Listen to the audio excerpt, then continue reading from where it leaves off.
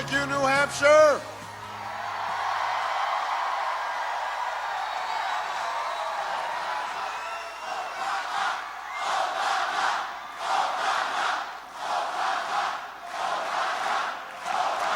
Thank you.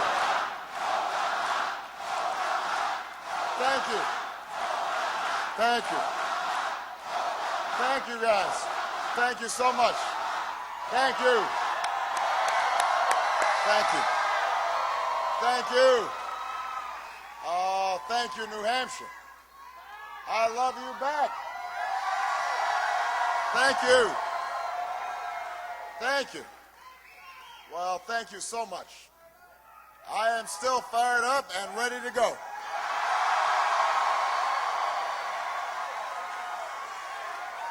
Thank you. Thank you.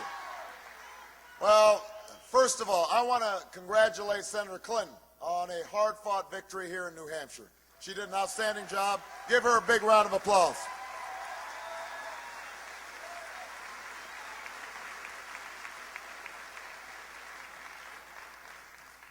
You know, a few weeks ago, no one imagined that we'd have accomplished what we did here tonight in New Hampshire. No one could have imagined it.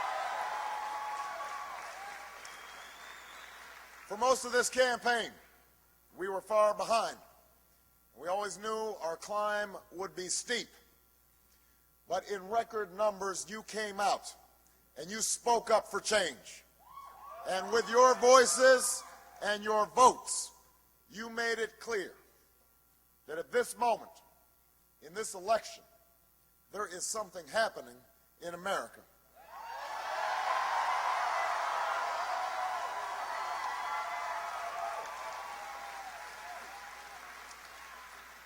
There is something happening when men and women in Des Moines and Davenport, in Lebanon and Concord, come out in the snows of January to wait in lines that stretch block after block because they believe in what this country can be. There is something happening. There's something happening when Americans who are young in age and in spirit, who've never participated in politics before, turn out in numbers we have never seen because they know in their hearts that this time must be different.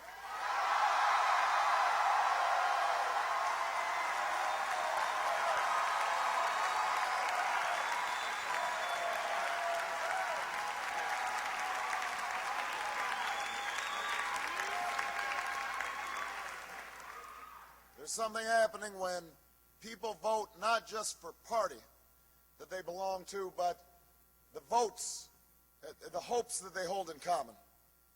That whether we are rich or poor, black or white, Latino or Asian, whether we hail from Iowa or New Hampshire, Nevada or South Carolina, we are ready to take this country in a fundamentally new direction.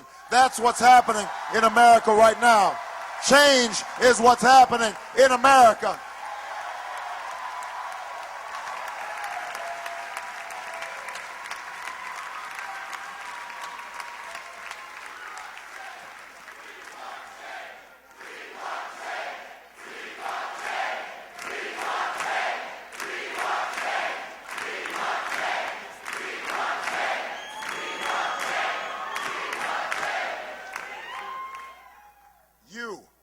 All of you who are here tonight, all who put so much heart and soul and work into this campaign, you can be the new majority who can lead this nation out of a long political darkness.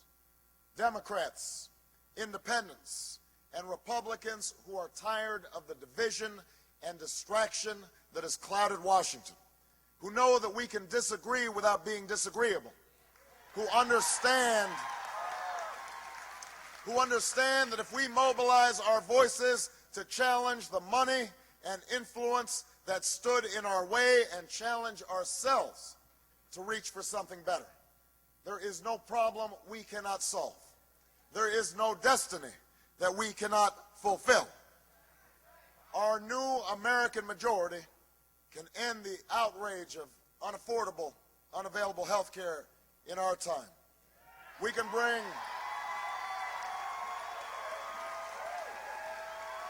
bring doctors and patients, workers and businesses, Democrats and Republicans together, and we can tell the drug and insurance industry that while they get a seat at the table, they don't get to buy every chair. Not this time. Not now.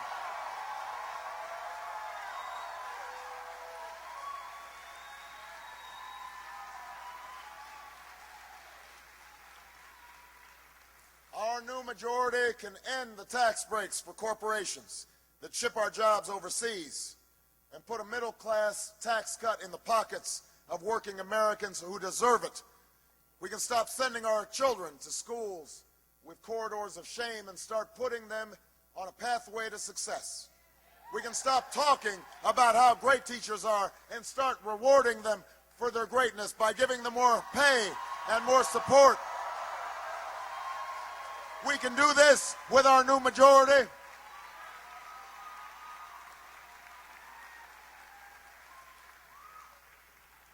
We can harness the ingenuity of farmers and scientists, citizens and entrepreneurs to free this nation from the tyranny of oil and save our planet from a point of no return. And when I am President of the United States, we will end this war in Iraq and bring our troops home.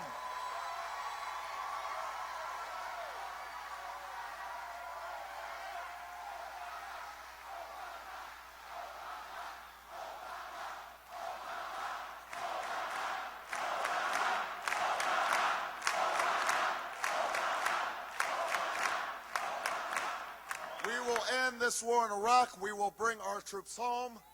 We will finish the job. We will finish the job against Al-Qaeda in Afghanistan. We will care for our veterans. We will restore our moral standing in the world. And we will never use 9/11 as a way to scare up votes, because it is not a tactic to win an election. It is a challenge that should unite America and the world against the common threats of the 21st century. Terrorism and nuclear weapons, climate change and poverty, genocide and disease. All of the candidates in this race share these goals. All of the candidates in this race have good ideas. And all are patriots who serve this country honorably.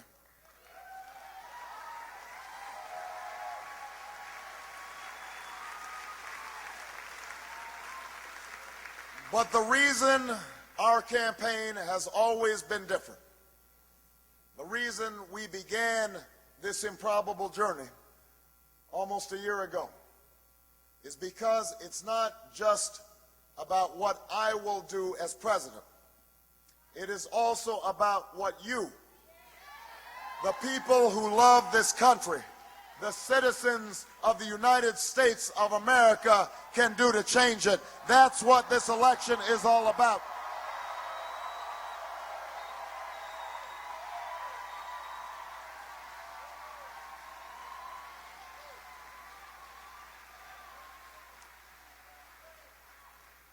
That's why tonight belongs to you.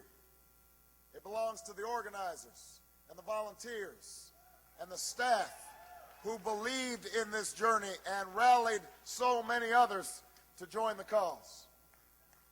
We know the battle ahead will be long, but always remember that no matter what obstacles stand in our way, nothing can stand in the way of the power of millions of voices calling for change. We have been told we cannot do this by a chorus of cynics, and they will only grow louder and more dissonant in the weeks and months to come. We've been asked to pause for a reality check. We've been warned against offering the people of this nation false hope. But in the unlikely story that is America, there has never been anything false about hope.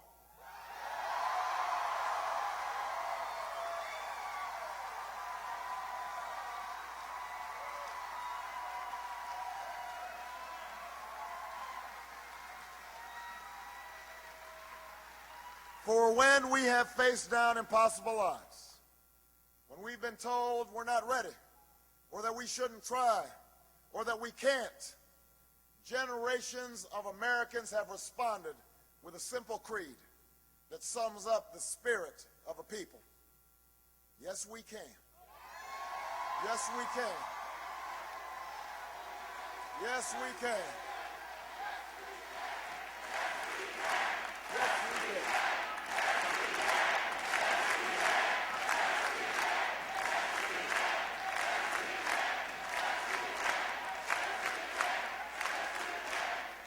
It was a creed written into the founding documents that declared the destiny of a nation. Yes, we can. It was whispered by slaves and abolitionists as they blazed a trail towards freedom through the darkest of nights.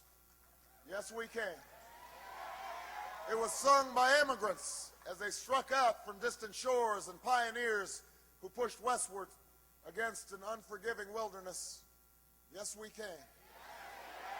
It was the call of workers who organized, women who reached for the ballot, a president who chose the moon as our new frontier, and a king who took us to the mountaintop and pointed the way to the promised land. Yes, we can to justice and equality.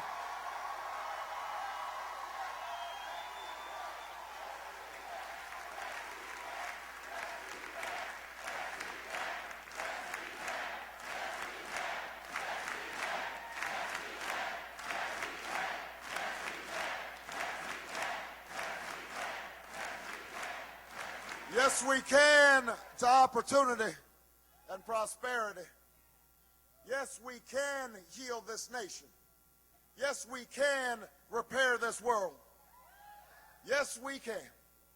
And so tomorrow, as we take the campaign south and west, as we learn that the struggles of the textile workers in Spartanburg are not so different than the plight of the dishwasher in Las Vegas, that the hopes of the little girl who goes to the crumbling school in Dillon are the same as the dreams of the boy who learns on the streets of L.A.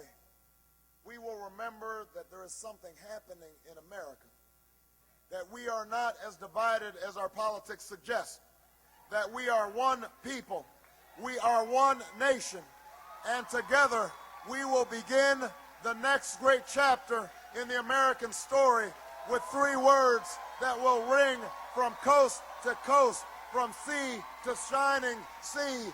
Yes, we can. Thank you, New Hampshire. Thank you.